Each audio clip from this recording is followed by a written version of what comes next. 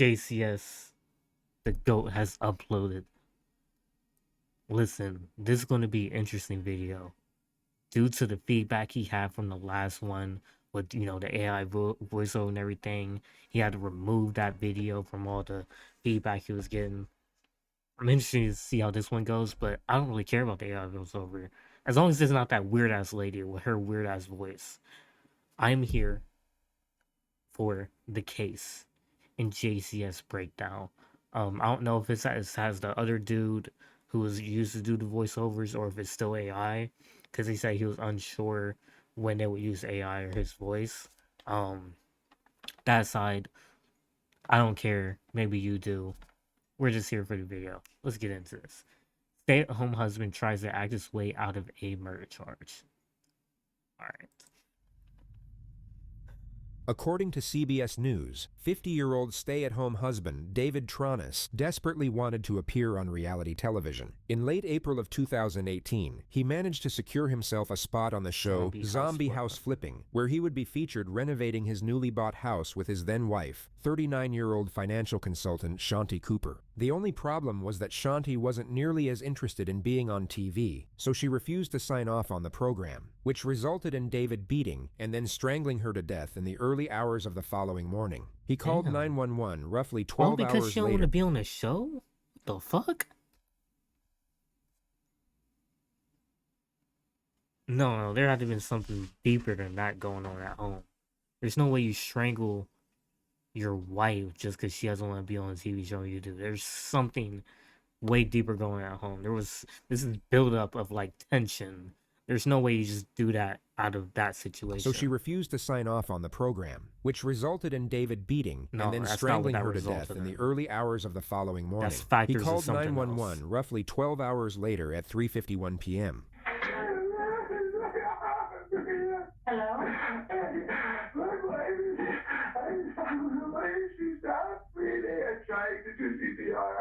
Okay, listen to me. Can you tell me what your address is? Police and paramedics soon arrived at the residence where they were met with a hysterical David. Nigga, look at this fucking forest-ass house. You don't take care of this shit? No one can see the house.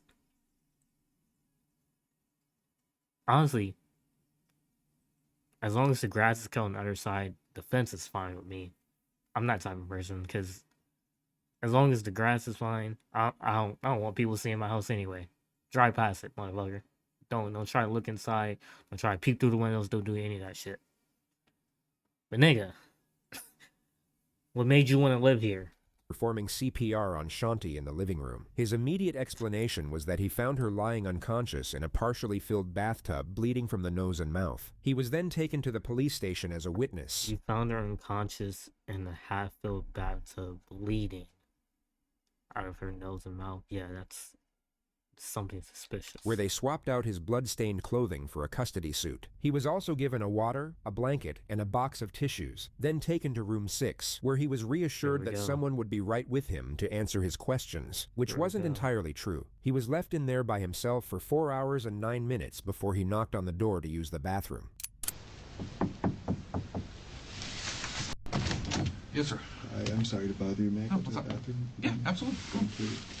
It wouldn't take a genius to recognize that David's behavior is already suspicious. Ask yourself if you'd be acting like this in the scenario he's claiming to be in. You find your significant other unresponsive in a bathtub. Then police leave you in a cold room for 4 hours without telling you anything. You might just ask someone, what the hell is going on? Or what the status of your wife is. And you probably wouldn't be all that polite and apologetic for just trying to use the bathroom. He returns from the bathroom and sits there for another 3 minutes. The detectives will now enter the room to commence the interrogation. The time is 9:08 p.m. Okay, here we go. Sir, I'm Detective Sprague. Can I get your first name? First name is David. David? Okay. We're gonna grab another chair. Okay. Did you need something? I was just asking for a bottle of water. Okay, so we can grab you. Thank you. Have you been to the restroom? I just want. You just want? Okay, how about anything else? Anything else? I'm starving. A cracker or just something. You would just need some both. salt, right? Did you eat lunch? I did not eat lunch. Don't be fooled by the detective's disposition. They're already certain that David has committed either first or second-degree murder, but they don't quite have enough evidence to place him under arrest, which is why they need a confession. David at this moment is still free to walk out of that police station, so the detectives will keep the tone sympathetic and non-confrontational for the time keep him being to there. keep him on that chair. They'll afford him Exactly. the false belief they are buying into his act as the grieving husband, but as soon as he gives them his initial version of events, the pressure will rapidly accelerate 'Cause then you in a can't manner change that that story, David is then in you no look way sus. anticipating. What would you like to eat? And I'll run down. Just something simple, just like saltines or peanut butter crackers. Or Anything something. like that? Okay, Yeah. that's not a problem. We'll be right back. Here's your water, buddy. Thank you, I appreciate it. I can take that one. Yes. Okay, I'll open up things. Okay, is that good? Okay, all right. I'm with you. I haven't eaten since this morning. I'm sorry this is taking so long. You are David, I believe? Okay, all right. I'm Detective Teresa Sprague, and this is Detective Barb McClelland. We got two female First of all, on behalf of the Atlanta Police Department, we want to say how sorry we are for your loss. So this is the first out of a total 11 of This nigga just broke out crying. This nigga just broke out crying out of nowhere. It's like he's like this.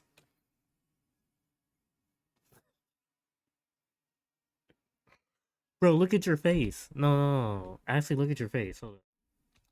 I'm Detective Teresa Sprague, and this is Detective Barb McClelland. First of all, on behalf of the Atlanta Police Department, we want to say how sorry we are for your loss.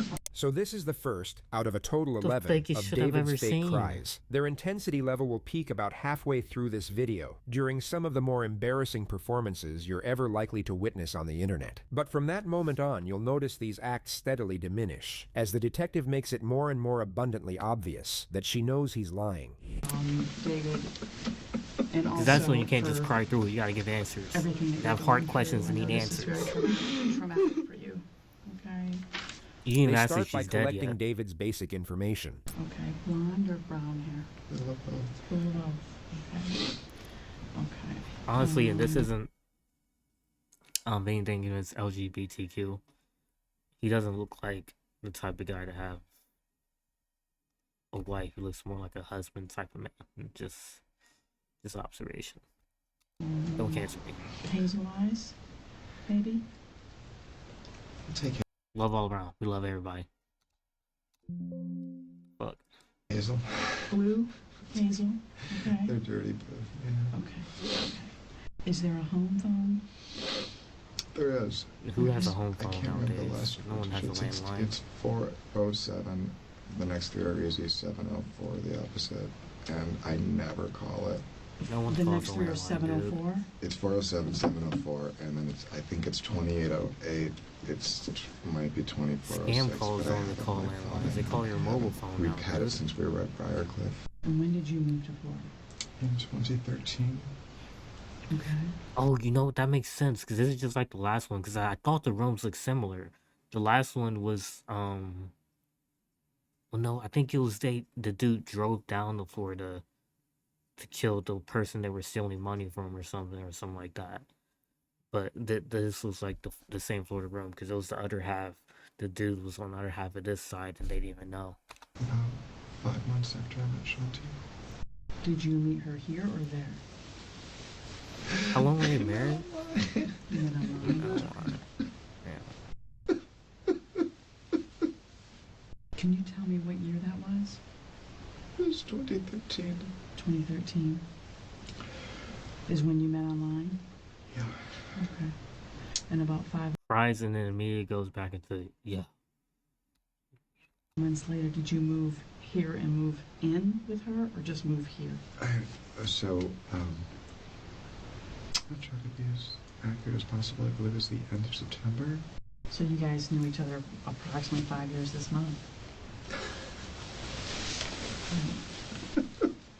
Why does she keep putting her hand out? I'd never been more in love. I was so happy. Okay. How many times has he cried? I haven't been counting. The JCS said 11 times. I've been counting how many times. I know at least three. At least three. I know you've probably never been through anything like this in your life, okay? And I'm going to help you get through it. So if you have questions, you want to stop me, please do so, okay? But I do need you to understand your rights before we ask you about anything that happened in that home today. Don't they normally do that at the beginning, like the very beginning? Oh well, I guess no, that because they don't want it to seem like they're interrogating them. I forgot. Normally they do it at the beginning if you're like they're holding you or in arrest, but like this, they don't want him to feel hostile enough to think that he's a suspect, and he's like, okay, they know something. I needed to leave and not even do the questioning. The right to remain silent. Do you understand that? That's I'm smart. sorry. That's Yes, smart. Smart sorry. detective. Smart detective. Yes. Okay. Anything you say may be used against you in court. Do you understand that? Yes. Would you raise your right hand for me, please? Do you solemnly swear or affirm that the testimony you shall give in this case shall be the truth, the whole truth, And nothing nothing but the truth. Absolutely. Absolutely. Okay. All right. So I need you to we're going to continue kind of down this path about how you all met. I know you met on Match.com, Mm-hmm. and about 5 months of, what would it be, telephone, text, and... We just started every other weekend. They hit it off, moved in together, then went looking for a house to buy in Florida. We had an offer on a short sale and waited and waited and waited, and it fell through. And then we closed on the house on Copeland in April of 2015. So you guys own the house free and clear. Is your name only on it, or was it both of yours? When we 2 bought the years, y'all got a we house were together? Damn, bro. And so we put Most it in people's trust. relationships don't last 2 And years. We just completed the trust paperwork. He put the house in his and his mother's names while leaving his wife out of it for, quote, planning and financial reasons. He asserts the decision was mutual, but whether Shanti actually knew about this or not is unclear. And so once you moved to Florida, you've been living together the whole time, just home to home, just first with the folks, then Briarcliff, and then this residence. Mm-hmm. But you've been together the whole time. Have you ever broken up? We had a couple fights, I think when we were living at Briarcliff. Okay. We spent a few nights apart. He says that he just spent a few nights with his mom, then drifts off into a statement about how Shanti was dedicated to work. The detective will now cut him off and steer the line of questioning back to the argument. But she's So a strong when you business. guys would argue, when you would go to your mom's, it was just because she was busy all the time, or what would the This is always beef how be? it starts. Just argument somewhere. And she would sometimes... Like I said, there's no way that he just killed her off of her not wanting to be in a TV show. There's factors of built-up tension that led up to that moment. We always agreed, later that she was just overworked and tired and... So she'd get a little snippy or short or yell, scream, what? Just irritable. Irritable. Just small irritability. And sometimes it's just... that's not really... I don't really do that. It's not really... I just stand there. So I just... I would just say, well, we take a break or just let it, a little cool down period. And every time we did it, we came back. I think we only did it twice, but we were stronger. Okay. And has that happened since you moved where you are now? Because now we've got the added stress of the renovation. No, we love it. We love... No. If that's the same house he's talking about that got renovated, it had to have been just the inside. The outside looks like crap. Hold on.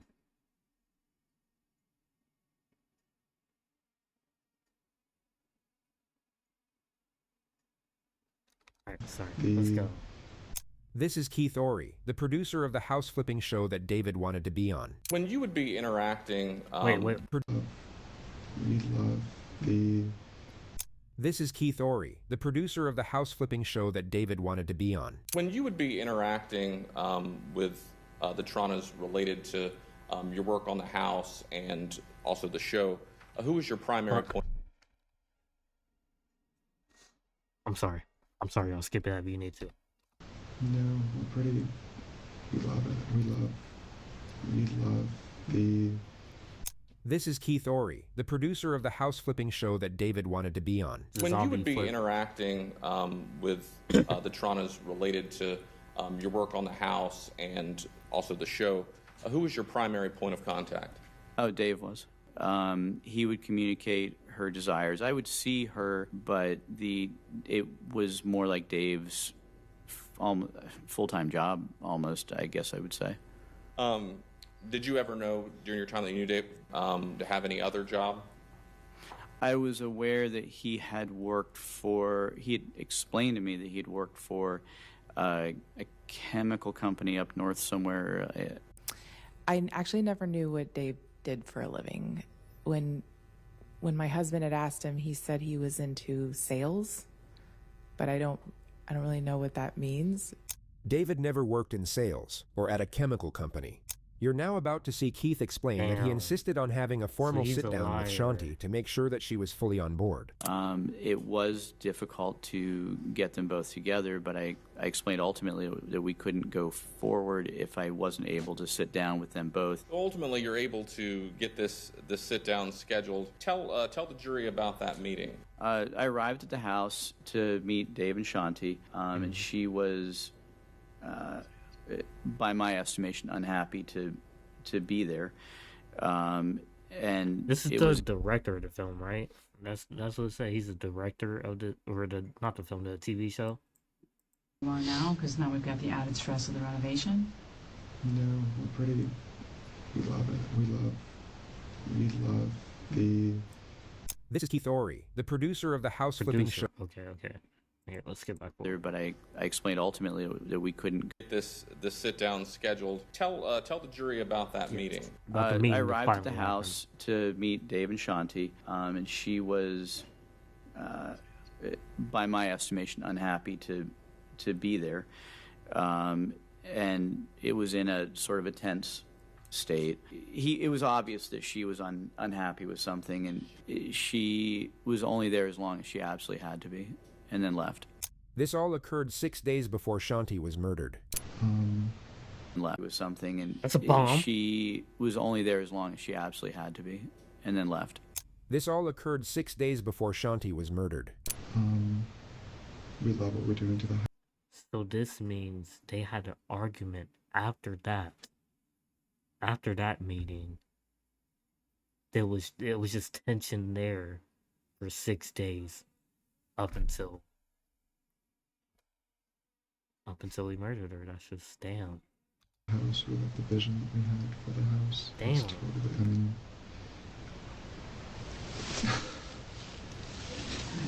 Oh, she worked for us, but she wanted so bad. It made me happy. It made her happy. It was a thing that we did together. She wanted to quit her job. When we got the house done, or just kind of, slowly phase out of it. She thought, a couple of times that she would really need to take a break. And definitely slow down, and definitely not add a whole lot more work. But she could do more if she wanted to. I'm sorry, I can't talk about it any faster. That's fine. And that's very normal. Another fake cry. Another fake cry. She could do more if she wanted to. I'm sorry, I can't talk about it any faster. That's fine. And that's very normal. That's very normal. Because you're not going to process this for a really long time. So I know it feels like a really bad day. Now notice how quickly he manages to pull himself out of the depths of That's- despair and that's into what I was casually saying. talking. That's what happened earlier when I said he was talking, and then he's like back to his deep voice, like, yeah, like you immediately switch to crying and blabbering like that, and then you switch back to your normal voice as instant as you did to crying. About his house flipping show.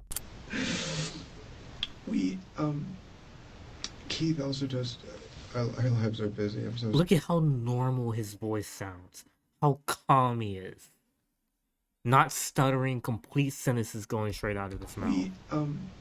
Keith also does. Keith also does. Our lives are busy. I'm so sorry. I know you're asking simple questions, but Keith does a TV show, Home Improvement. Keith, the guy Ori. you mentioned, Ori? It's Okay. called Zombie House Flipping. Keith asked them to be on the show, which meant that we would get a lot of what they call trade-outs and promotional sponsorship to do. Any financial incentive to do that? Big. That's what they call trade-out. I'm sorry, that's what they call trade-outs. So their sponsors, that's one of the things I was working on yesterday, was putting together a list of the sponsorships, the windows, doors, cabinets, and so maybe instead of getting granite, you get quartz, or maybe instead of getting, middle range cabinets, you get high-end stuff. And we're also working on kind of just some amazing open concept stairway in the middle of the house that was going to go all the way up to the loft. And so they'd come in and start filming? Mm-hmm. Would they film you all or just the work? No. Yeah, it's just the house. They're the stars. Pay no attention to David's no. He fully understood that he would be featured prominently on the show as the main builder construction guy. The so-called stars he's talking about are the hosts. The detective will now establish a timeline. So when she comes home Sunday, it's you, Jackson, and hold on. Shanti, and you just stay at home and have a pool get together? We only have them every other Sunday. It's our family day, and we do like to have an early meal, watch a movie. So, do you recall Sunday night about what time everybody goes to sleep, since you're all We in go the to same bed room? early on school nights, so Okay. 8:30 we're winding down.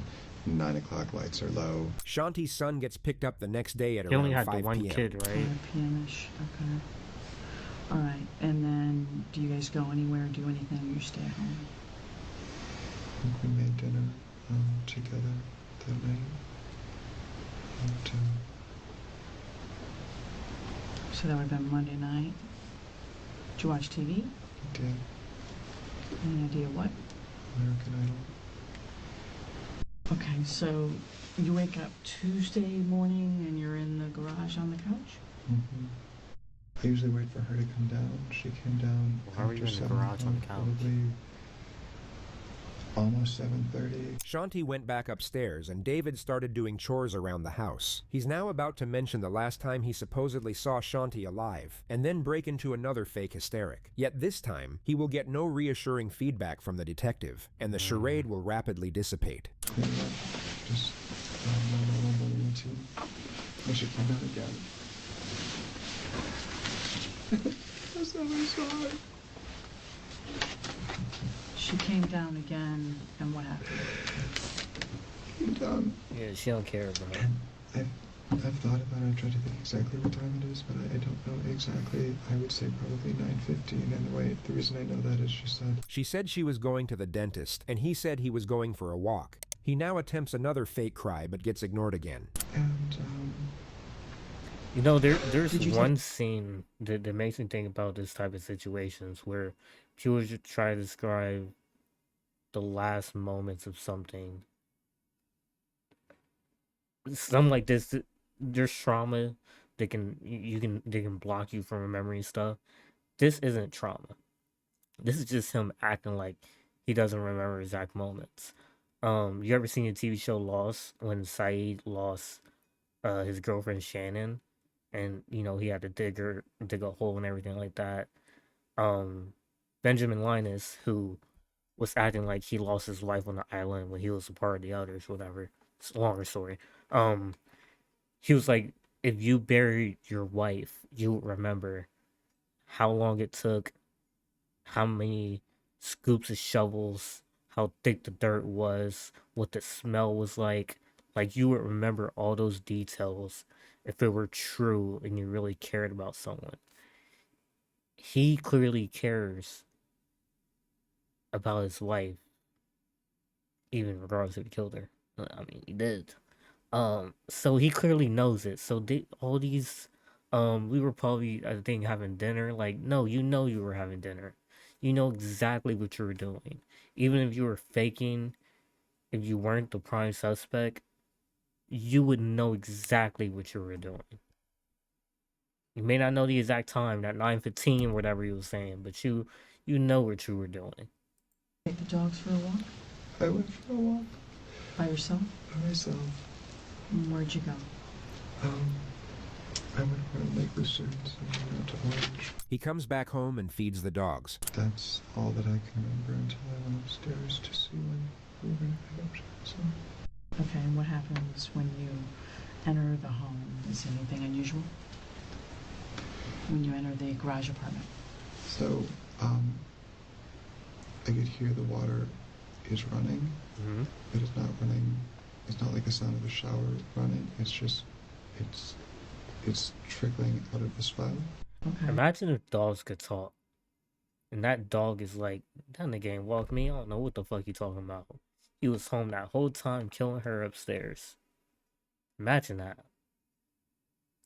And so you walk toward the water that you're hearing? Yeah, walking to the bathroom. Okay. Just in case you didn't catch the passive-aggressive nature of that response, here it is again without subtitles. And so you walk toward the water that you're hearing? Yeah, walking to the bathroom. Okay. Just look at David's face. Poor David really doesn't want to be getting grilled like this anymore. Keep in mind it's almost 11 p.m. He likely didn't get a whole lot of sleep the night before, and he's been acting his ass off all throughout the day. Yeah, He'll like I at this said. point be exhausted and want nothing more than to get out of that police station. But he doesn't want to challenge the detective directly and risk losing her approval. Hence he throws out a weak little display of passive aggression to see if she'll pick up on the hint, but it of course gets ignored. She will simply continue pressing with an unsympathetic tone which will cause David to revert back to appeasement. He will then begin recounting the horrific circumstances under which he supposedly found Shanti. And as this unfolds, you will see a glaring disparity in David's emotional presentation. The doors open, and what happens? What do you see? I see her laying with her head in the right-hand corner. They do this also. They try to say a specific spot or something like that and do the hand movements to show.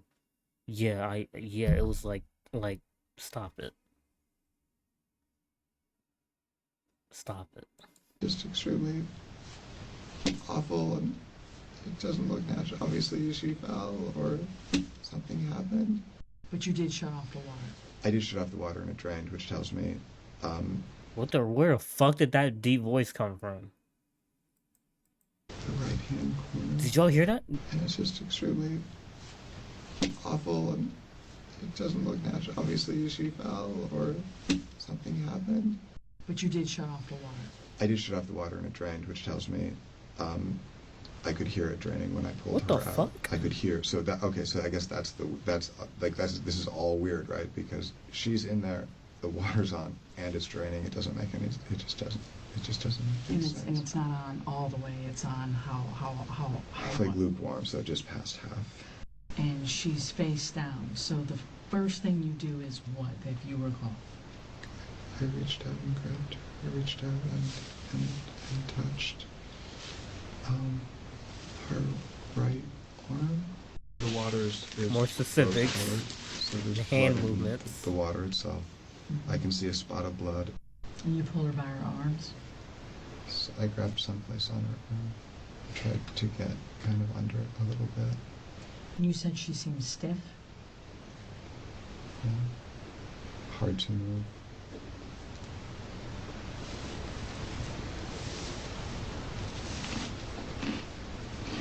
There's something so Yeah, incredibly fucking unnerving crackers, in the dude. sound of the casual crunching of his snack as he recounts in precise detail the limp and lifeless body of his wife. So we'll spare you the rest of it.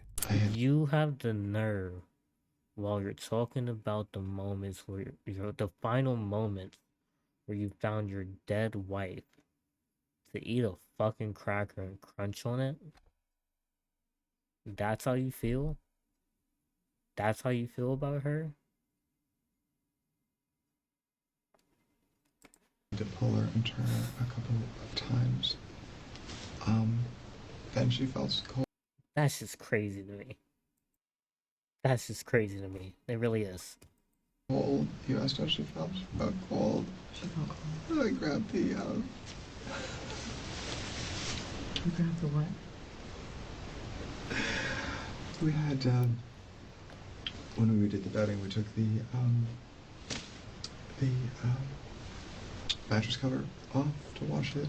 The detective asks David to draw a map for the purpose of illustrating the timeline of his movements. She will now shift the line of questioning and begin to gradually intensify the pressure. When was the last time the two of you argued?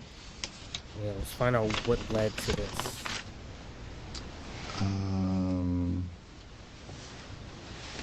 Very briefly on Saturday, right before we left. The argument was over the renovation. David likely admitted to this because Shanti's son was there for it. The upstairs floor was very wavy, and the point of contention probably was, do we tear all of that out and put in new structure and trusses so we have a perfectly flat floor and then a perfectly flat ceiling? But I don't think it's an argument if Shanti and I are both on the same page and we're both just in agreement and upset reasonably and justifiably upset that it's No, it wasn't longer. an argument. Shanti and I aren't fighting about it. We're both upset about the same thing. Does she feel as though you don't listen to her? No, I don't think so. She knows I was. Has any fight ever turned physical between the two of you? No. Okay. Has she ever hurt you, hit you, struck you, threw anything at you? No. No. Have you ever harmed her physically? No. David continues to pretend that he doesn't notice the accusatory nature of the questioning, so the detective will now intensify the pressure to a significant degree. She seems to shed.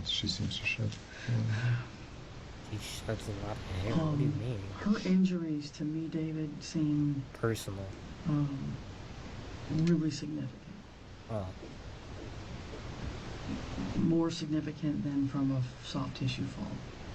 More significant than from me tripping and falling and hitting my head and being knocked unconscious. She elaborates on the inconsistencies while David just sits there and nods. The issue I'm having with is I absolutely think that she was deceased before you left to go to the park. She repeats what she said What are a you few just more nodding times, for? while David just keeps doing what he's doing. Okay, so I think that you've told us a significant amount of information. You've been very cooperative. It's just false But I information. also think that you've left some stuff out. Wow. And I think you've left some stuff out that is Crucial. maybe Please say something crucial. got out of Damn it. hand. Maybe you didn't mean for it to happen. Maybe you got upset. Maybe, but there's something that happened between the two of you before you left that house. For sure. Because she was deceased, or on her way to being deceased, before you left that house. Now, if there's an explanation, I want to hear it. I told you everything. But you've left out something, David, because this woman has significant injuries. Okay, this is not from a fall. Did you harm Shanti in any way? Absolutely not. Did you choke her? Absolutely not. Did you strangle her? Without question, no. Did you beat her? No. Did you hit her with anything? Absolutely not. Okay. Do you have injuries? I do not. I do have some scratches from the bromeliads. Oh, from they- the bougainvillea. Okay. I do trim them. Didn't dress him to see if he got. Aside from the scratches And from she his fought back. plants, David had no injuries that could indicate a struggle. But this might explain why. You noticed a single earring on the nightstand? A single what? A single diamond earring on the nightstand. Yes. And what was the significance of that? Looks like she removed it before bed and didn't get a chance to remove the other one. Because you believe that's when the attack occurred. On the edge of the bed, where the blood was found on the side rail, yes. And I think when she turned to take that earring out, she didn't see it coming. Would you mind, just for me to be able to say I don't feel David like is that's being very a perfect gentleman I and see is in what the you mean. clear and did not harm his wife? Might be a reach. Would you mind I'm not a taking detective. I polygraph don't know and shit proving like to that. us? Absolutely. Okay. Would that Wait, be did you say a polygraph? perfect gentleman and is in the clear and did not harm his wife? Would you mind taking a polygraph? Buddy, and we proving that to seen us? what this does to somebody. What was his name? I think Chris Watts. He failed that shit miserably and tried to act like it was just what I failed. Me? No. Come on, dude. Absolutely. Okay. Would that be a possibility? Yeah. Hook this nigga up. All Yeah. right. The detective asks David if he wants another water, to which he says, sure. So she brings him a water and tells him they'll be right back with a polygraph machine. But instead of coming right back, they leave him in there for just over 2 hours, during which time they decide not to proceed with the polygraph, but simply ramp up the confrontation. He probably like, oh, we're not doing the polygraph tomorrow. No, yeah, we got you, nigga. We got it here on site, man. We just need to hook that shit up and we all good. Like, no. God damn, man. Hi. You doing okay? Oh, y'all switching roles. Did You in the front seat now? Damn, you got the block on. That shit is big. I know you've got to be Your hip exhausted. being weighed down by that Or bitch. At least mentally. Yeah. I just want to point out some things to you that I think are unusual. There's so many, I really don't know where to begin, to be perfectly honest with you. I think Oh, focus that on David. Stir I the find water. that the living arrangement, I find to be completely unusual for you to be primarily living downstairs. I'm not primarily living downstairs. Well, sleeping.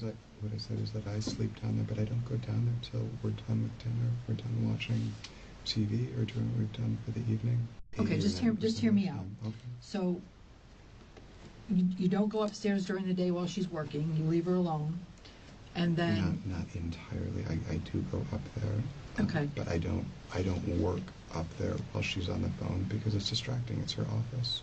I think that I've explained extremely well. She didn't No. sleep. She did, but you said. He continues defending the fact that he was exiled to the garage. I think it's an adjustment and a transition that she didn't feel. He's like she could focusing make too right now much on because she these couldn't afford the small time little that it would details take. that have But she's nothing to sleeping do in with the only part of the residence that's the bigger somewhat picture. comfortable.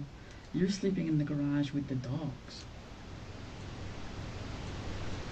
what the fuck is that? how mean? do you explain What's wrong with sleeping with the dogs? this woman's head being swollen, her eyes being black?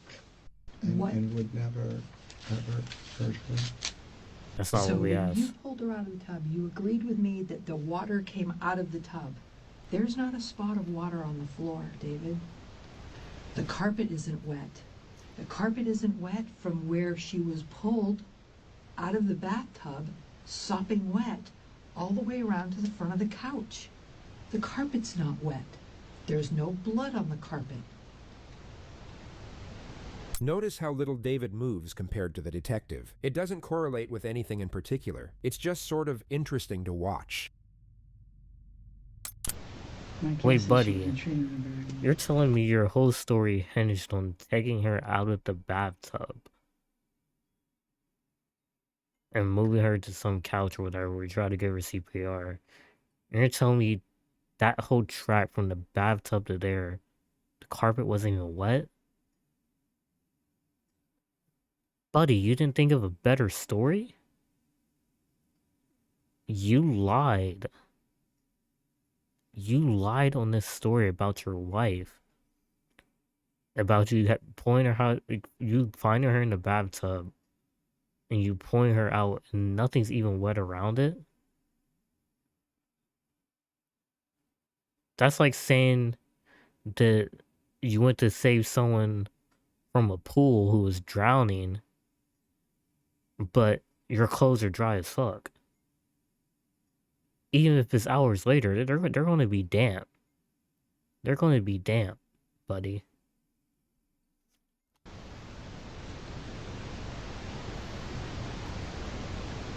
And there's only so much anyone can take before they snap.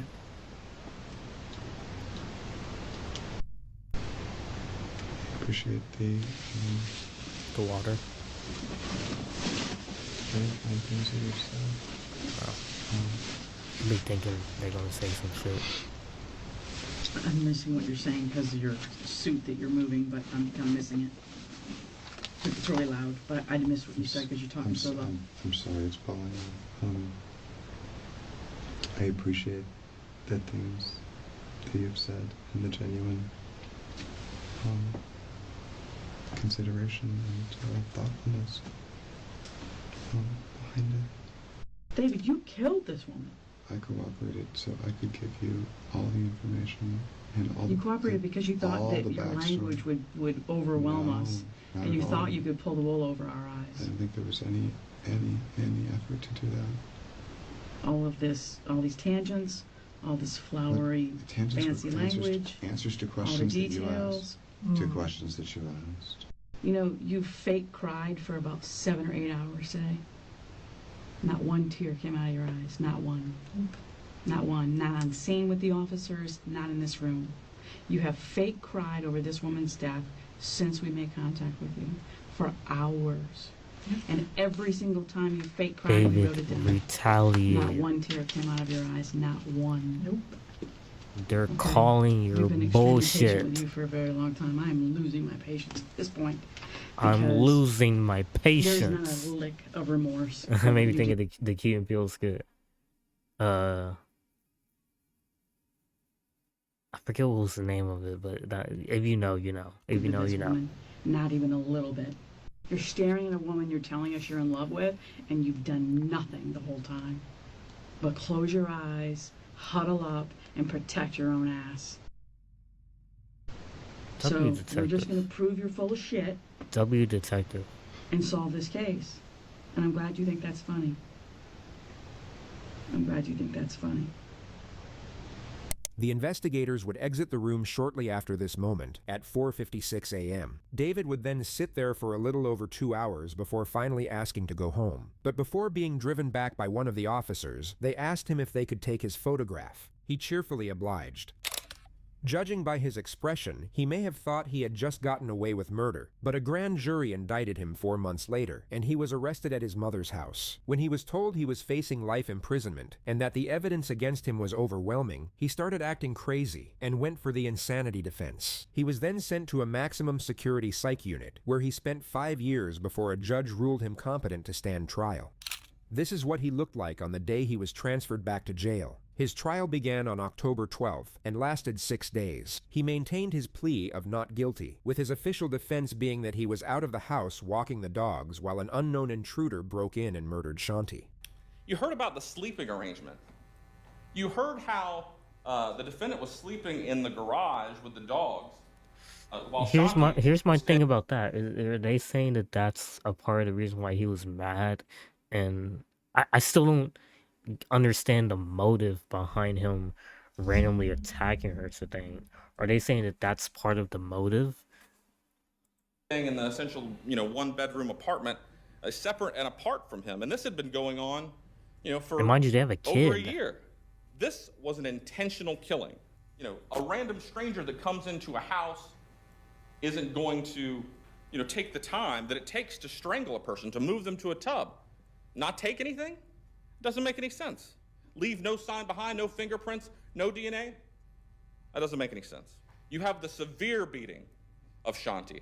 You have the injuries to both sides of her face.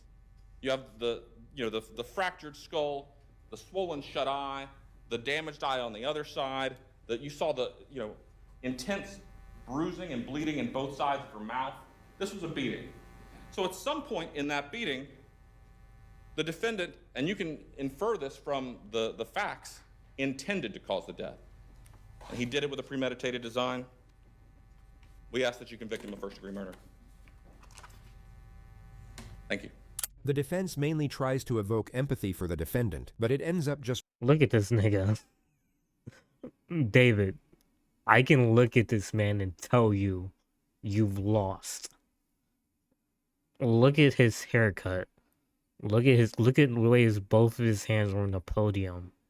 His non-threatening demeanor. David, he looks like he's about to stutter when he speaks to defend you. No offense to my dude right here. No offense to any defense attorneys out there. But you're cooked, David. You're cooked. You're cooked, buddy. Roasting the fake crazy out of him. Roasting. Mainly tries to evoke empathy for the defendant, but it ends up just roasting the fake crazy out of him.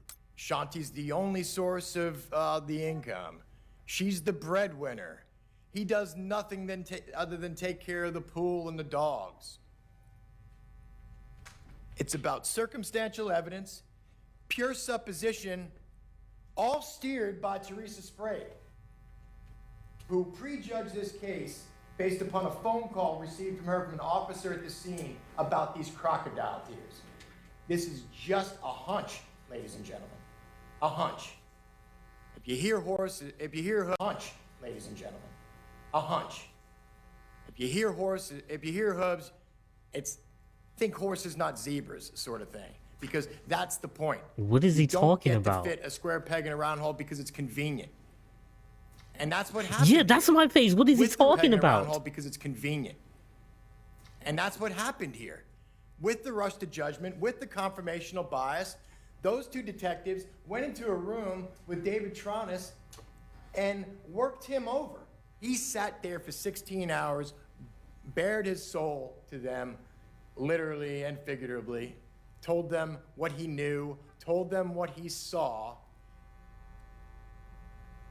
The government's the one spinning here. The government's the one taking the insignificant and stacking them into a pyramid. And I'm confident that after carefully deliberating, that you'll come back and return the only just verdict in this case, and that's a verdict of not guilty. Thank you. Verdict reads, we, the jury, find the defendant. No, nigga. David.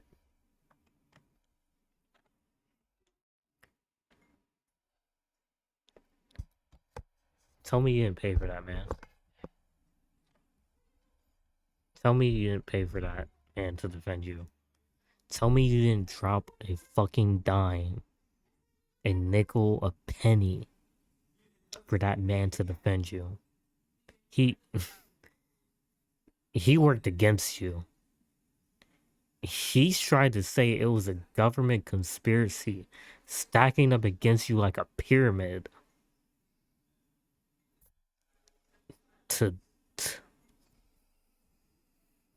David, bro, what is that? What was that? What was that? Guilty of first-degree murder as charged in the indictment. So it says we all dated at Orange County, Florida, on the 18th day of October, 2023, signed by the foreperson. In the midst of this tragedy, Shanti's impact as a mother was shown through her son, Jackson. His victim impact statement was both heartrending and dignified. My family and I have been waiting for about 5 years for justice. I miss her so much. I would have never thought the day before was the last time I would see my mother alive. I miss the times where we would go to Universal, or just the simple times, like walking the dogs or going to the park. She was the best mom I could ever ask for. That's it. Defense, any questions? No, Your Honor. Jackson.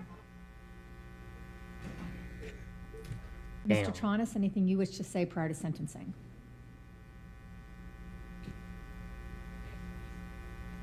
I think you just said no, is that right?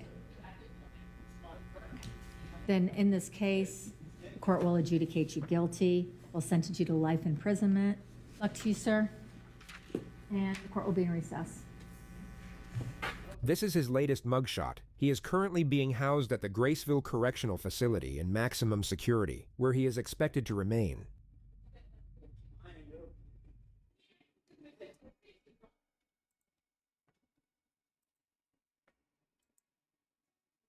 Okay, hold on. What was the name? According to CBS News, 50-year-old stay-at-home husband David Tronnes Okay, I like to look up the Tronnes. Oh, Tronnes. Okay.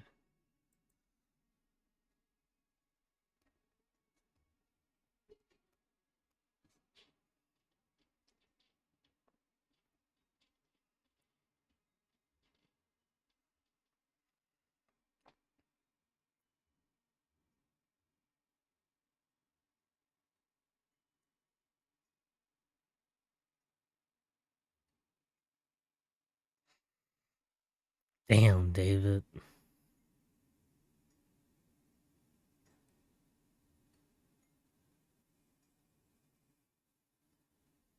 I thought that looked familiar.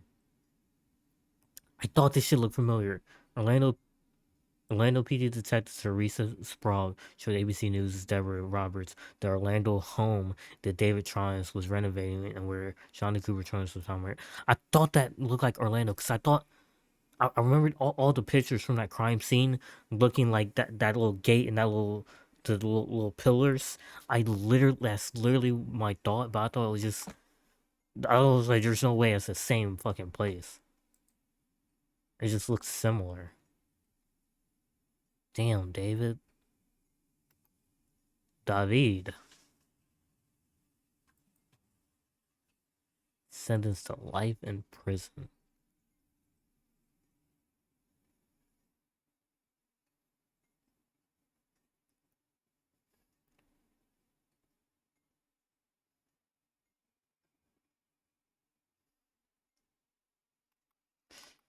Well, yo. According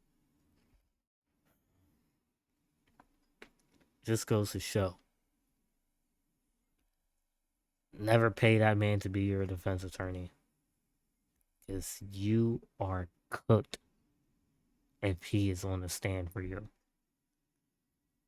But hey, listen, David, you're wrong for what you did. Shawnee Cooper, rest in peace. Jack, hopefully you grow up to be a great man and not like your father. Like I said, rest in peace. That's a crazy story. It's good to have JCS back. Glad he didn't do that female voiceover shit. And I look forward to another video, man. Till then, see you guys later.